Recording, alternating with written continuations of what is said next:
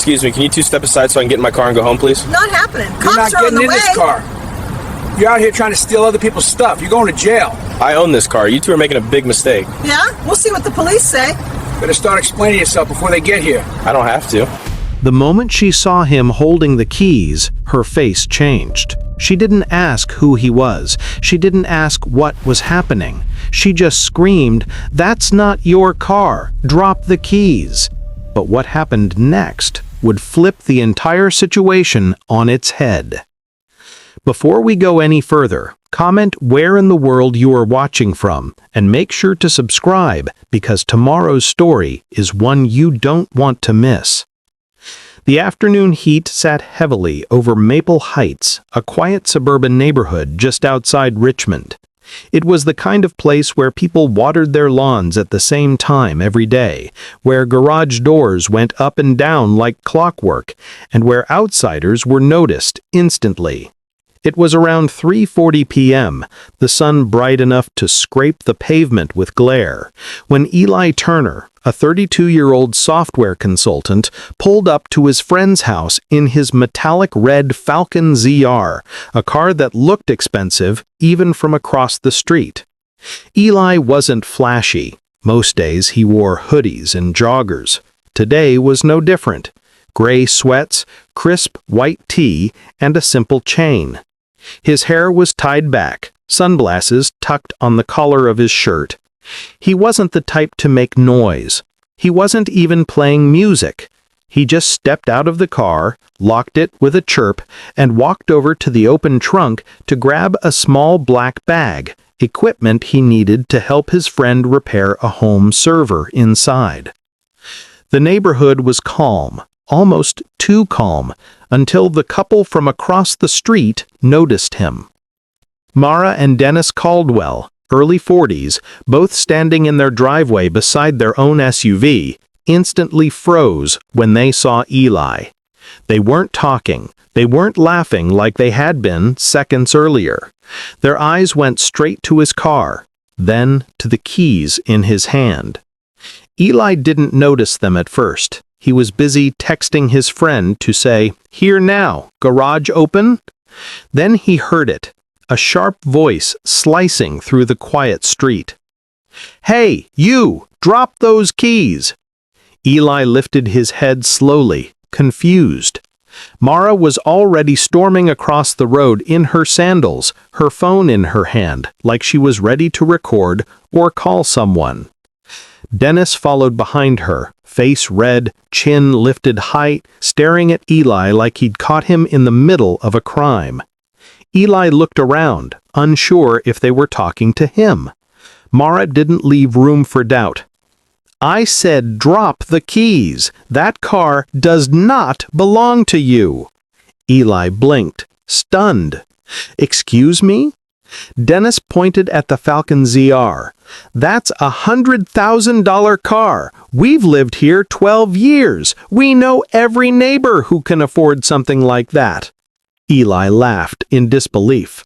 Not because it was funny, but because it was so ridiculous it felt unreal. He held the keys loosely in his right hand, bag still in his left. "Ma'am, that's my car." "No," Mara snapped, voice shaking with self-righteous certainty. "No, it's not. We saw you walk up to it. You don't even look like you belong on this street." Eli exhaled slowly, trying to keep his cool. "I'm visiting a friend. I just parked. What exactly do you think I'm doing?" Dennis stepped in closer, squaring up like he was defending the neighborhood from a threat. "That car belongs to the family 2 houses down," he said confidently. "I've seen it parked in their garage." "You mean the Harrisons' car?" Eli asked. "Because this isn't theirs." "It is," Dennis insisted. "I've seen the oldest son drive it." Eli shook his head. "Then you've seen a different car." Mara folded her arms like she'd solved the puzzle. "You've probably been watching the neighborhood waiting for them to leave. You need to put the keys down and wait right here before you make things worse." Eli stared at her, speechless. The Harrisons didn't even own a red car. Their son drove a blue coupe. Eli took a deep breath. Look, I don't know what story you're telling yourselves, but I literally bought this car last month. I have the papers inside. Mara scoffed loudly. Oh, please, spare us. She lifted her phone to her ear. Dennis stepped even closer. You need to sit on the curb right now. Before this... Nah. Eli took one step back. You don't tell me, nah. Not here. Not in our neighborhood. It was the emphasis on our that made Eli finally understand what this really was. This wasn't confusion. This wasn't a misunderstanding. This was profiling. Loud, bold, and shameless. Eli spoke carefully. Sir, I'm going inside to help my friend. The car is mine. That's the end of it. But Mara was already shouting into her phone.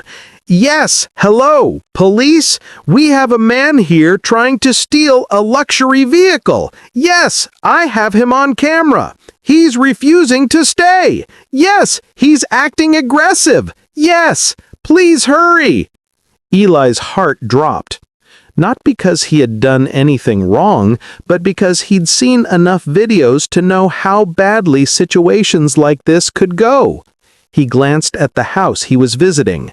Garage open, tools inside, his friend nowhere to be seen. Eli placed both palms upward, keys still visible. Ma'am, you're lying to them. I haven't raised my voice once. Mara smirked like she'd just secured a victory. We'll let the officers decide. And Dennis? He stepped in front of Eli's car like he was guarding it. Blocking him, staring him down, waiting. The sirens in the distance started faint, then grew louder and louder, headed straight towards them. The moment the man's voice cut through the parking lot, people turned. It wasn't loud, but it carried that sharp, entitled tone that always turns heads. He took one step closer to Elijah, his wife clutching his arm like she was holding back a charging bull, when in reality she was the one fueling him. Elijah stayed exactly where he was, keys still in his hand, posture calm but alert. His phone vibrated in his pocket, but he didn't take his eyes off him.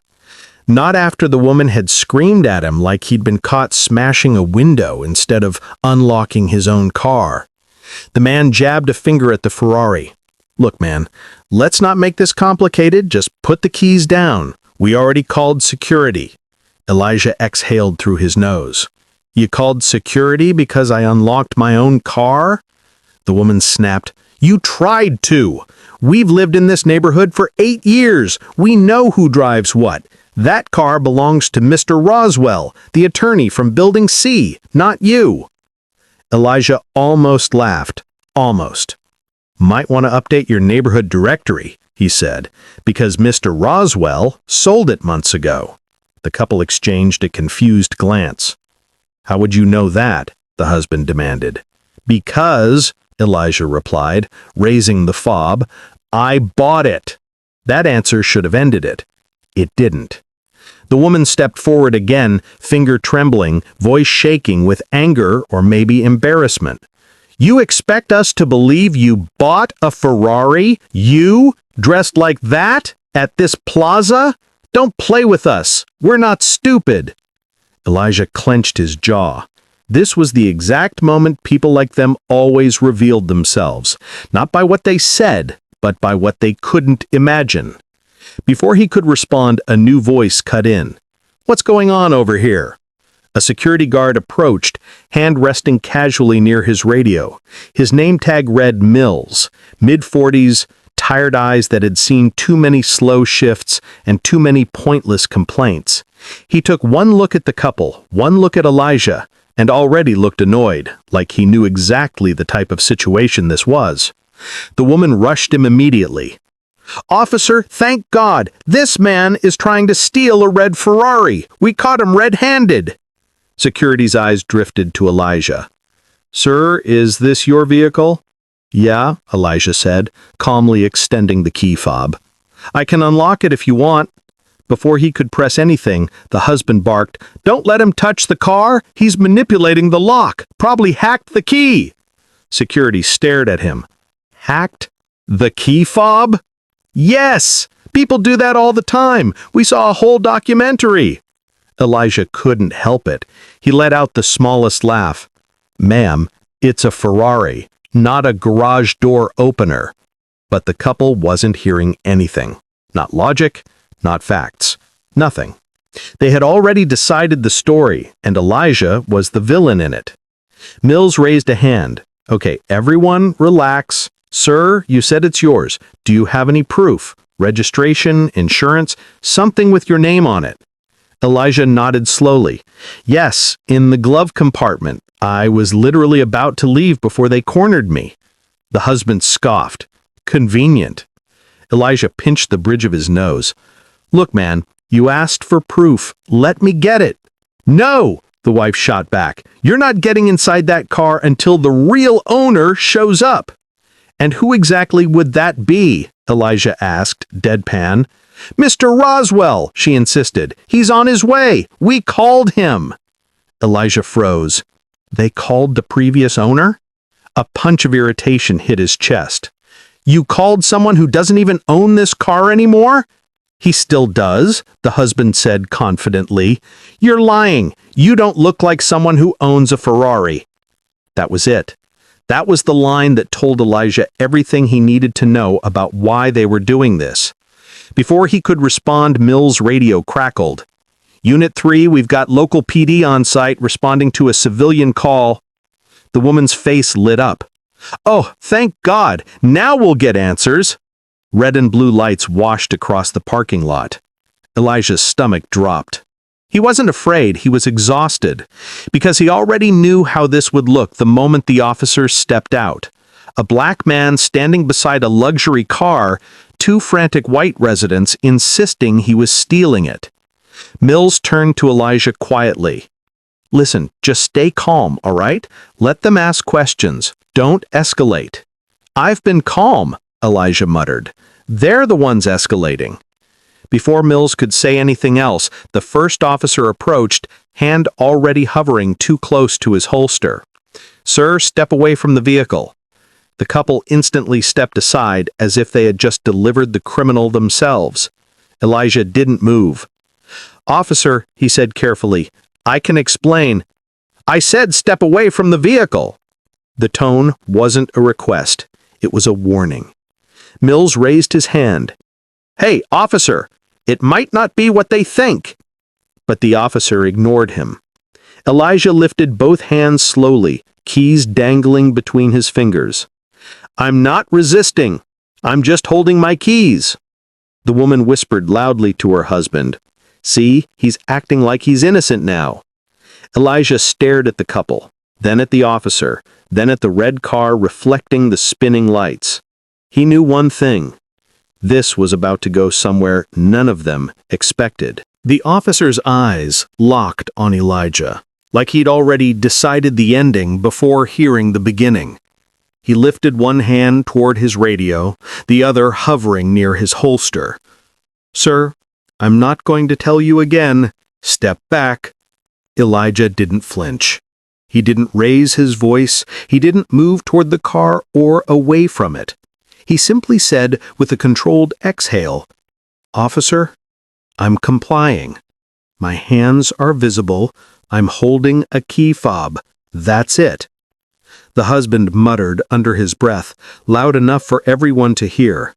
He's stalling. Typical. The wife nodded hard. Yes, arrest him before he runs. Mills shot both of them a glare that could have punched a hole through glass. Ma'am, sir, please stop talking. But they didn't. They were too invested in their own version of events to let reality get in the way. The second patrol car door swung open. Another officer stepped out, older, calmer, with the kind of posture that suggested he'd been through too many unnecessary calls in his career. His name tag read, Torres. He approached slower, scanning the scene like someone actually trying to understand it. "What do we have?" Torres asked. The first officer jabbed a thumb at Elijah. "Possible vehicle theft. Residents say he was attempting to break in." "I wasn't breaking in. I unlocked my own car.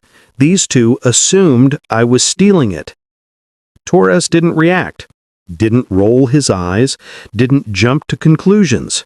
Instead, he turned to the couple. "All right, what exactly did you see?" The wife didn't hesitate. "He walked up to that Ferrari and unlocked it like he owned it." Torres blinked. "That's it?" "Well, yes," she said, "but we know who the car belongs to." "No, you don't," Elijah said, frustration finally bleeding into his voice. "You know who used to own it." The husband folded his arms dramatically. "Look at him. Does he look like he owns a Ferrari?" A silence fell. Not long, just long enough for the statement to reveal exactly what it was. Torres's jaw tightened. He'd heard that tone before. He'd heard it all his life. He turned back to Elijah. "Sir, do you have proof of ownership?" "Yes," Elijah said. "It's in the glove compartment. I'm asking permission to get it." The first officer snapped. "No sudden movements. Step away from the vehicle until told otherwise." "I'm not making sudden moves," Elijah said slowly. "I'm literally asking how you want me to show you the documents." Torres raised a hand toward the first officer. "Let him talk for a second." Then to Elijah. "Okay, here's what we'll do. I'll stand beside you. You'll open the door slowly with your left hand. With your right hand, you'll grab the registration and insurance. I'll watch everything. Understand?" That was the first time someone on scene spoke to him like a human being, not a threat. Elijah nodded. "Yes, thank you." But the wife exploded. "What? You're just going to let him climb inside and drive off? Are you insane?" Torres didn't even look at her. "Ma'am, nobody is driving anywhere." The husband stepped forward, anger rising in his neck. "We called you, not him, so we want you to detain him." Torres turned his head slowly, so slowly it almost felt intentional. "That's not how this works." The couple froze. They weren't used to being told no. The first officer, still riding the high of authority, insisted, "He shouldn't access the car yet. There's doubt about ownership." Torres sighed, tired, irritated, but still composed. "Then we verify it." He gestured to Elijah. "Go ahead, slowly." Elijah moved just like Torres instructed, deliberate, visible, controlled. He opened the Ferrari door, reached inside and pulled out the glove box documents. The husband whispered sharply to his wife. "He probably planted those. Look how quick he grabbed them." Torres overheard. He ignored it. Elijah handed over the paperwork. Torres inspected it, flipping through the documents with careful precision. Registration, insurance, title transfer, all matching the same name, Elijah Carter. Torres raised his eyebrows slightly, only slightly, because truth didn't surprise him, but the stupidity of the situation did. He turned to Mills. "It's legit." Mills nodded. "Knew it." The first officer shifted uncomfortably, losing the confidence he'd walked in with. But the couple? Their faces twisted, not with relief, not with apology, but with disbelief. "This can't be right," the wife said, voice cracking. "Check it again. Maybe it's fake." Torres stared at her like he was seeing her for the first time. "It's not fake." The husband shook his head, almost trembling with the need to be right. "So what? He actually owns it?" Torres folded the documents and handed them back to Elijah. "Yes, he owns it." The wife blinked rapidly, searching for any explanation that kept her from being wrong. He must have forced Mr. Roswell to sell it, or bought it under shady circumstances. Torres finally lost his patience. "Ma'am, you jumped this man in a parking lot. You made false accusations. You wasted security's time, our time, and his time. The car is his. End of discussion." The husband swallowed, face beet red. Elijah stood there, breathing, steady, controlled, but with a fire building behind his eyes. Because even though the truth was out, he knew they weren't done. People like them never were. Before anyone could move, the wife pointed at Elijah one last time. "He needs to be detained until Mr. Roswell arrives." Torres let out a breath, slow, disbelieving, exhausted. "Ma'am, he is Mr. Roswell's buyer." But the woman's next line, the one she said with complete confidence, that was the line that changed everything. "No, I don't believe that. Not until I hear it from Mr. Roswell himself." And right then, a car rolled into the lot. A silver sedan, driven by a familiar face. The couple lit up with relief. But Elijah? He just stared forward, because the moment that door opened, everything was about to flip again. The second officer approached from the driver's side, younger, sharper, and already irritated like he'd walked into a situation he thought he understood. His hand hovered near Elijah's wrist, even though Elijah hadn't moved an inch. "Sir," the younger officer said, "I'm not going to ask again. Step away from the vehicle and place the keys on the ground." Elijah breathed in once. Then he did exactly what calm men under pressure do. He didn't argue, didn't raise his voice. He bent slightly and placed the keys on the pavement. But the moment he came back up, the wife muttered loud enough for everyone to hear, "Look how slow he's moving. He's trying to stall." The husband added, "Yeah, he knows he's caught." Mills rolled his eyes so hard he looked dizzy. "Jesus Christ," he muttered. The older officer stepped closer. "Sir, do you have ID?" "In my wallet, back pocket." "All right, move slowly." Elijah reached back carefully, pulled out his wallet and extended it. The officer took it, but instead of checking it himself, he handed it straight to the husband. "Is this the name of the owner you know?" the officer asked. The husband looked at the ID like he'd been asked to translate alien text. No, this isn't Roswell. That's not him." The officer turned to Elijah. "Sir, this doesn't match the name of the owner contacted." Elijah blinked. He handed his ID, and the officer treated the neighbor like an authority? Mills stepped forward instantly. "Officer, are you serious? Why is he verifying the ID? He's not a witness. He made the complaint." The younger officer frowned. "We're just clarifying." "Clarifying?" Mills snapped. "You've got a key fob right there unlocking the car, a man calmly cooperating, and you're asking the accusers to identify who owns a vehicle they don't even own?" The husband's cheeks flushed red. "I know what I saw," he muttered. "No," Mills shot back. "You know what you assumed." Before the officers could respond, a black SUV pulled into the parking lot, smooth, slow, and very familiar. The brakes hissed, the engine clicked into silence, the door opened, and out stepped a tall man in a slate suit. Gray hair, leather briefcase, calm smile. The wife gasped, "Oh my God, Mr. Roswell, thank you for coming." The husband nearly ran to him. "Sir, this man was trying to steal your Ferrari." Mr. Roswell looked at them, then at Elijah, then at the officers. Finally, he looked at the Ferrari. "My Ferrari?" he asked, a bit bemused. The woman nodded quickly. "Yes, that's your car, isn't it?" Mr. Roswell blinked twice. "No, it was my car. I sold it months ago."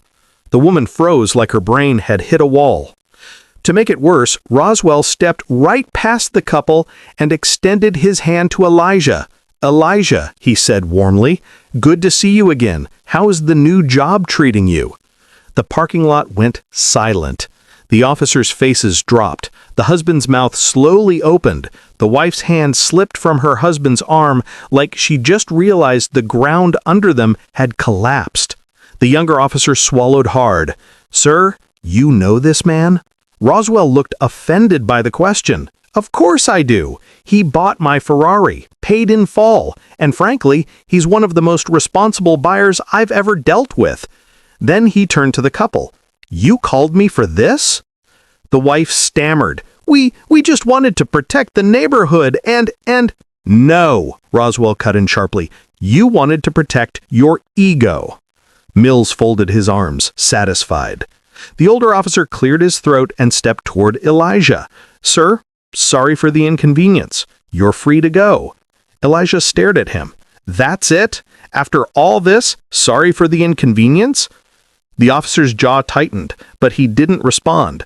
Roswell stepped closer to Elijah and spoke softly. You okay? I am now, just tired of this same script. Roswell nodded. Unfortunately, some people only believe what fits inside their world. The wife suddenly tried to salvage her pride. We were just trying to help. Help who? Mills barked. The police or your own assumptions? The husband looked at Elijah, voice shrinking. Look, misunderstandings happen. Elijah met his eyes. No. Misunderstandings don't sound like you telling me what I look like I can't afford. That's not a misunderstanding. That's a mindset. For the first time, the husband had no comeback. Elijah picked up his keys from the ground, unlocked the Ferrari with one clean beep, and opened the door. Before getting inside, he looked at the officers. Next time, check the facts before checking the man. Then he looked at the couple. And maybe check your biases, too.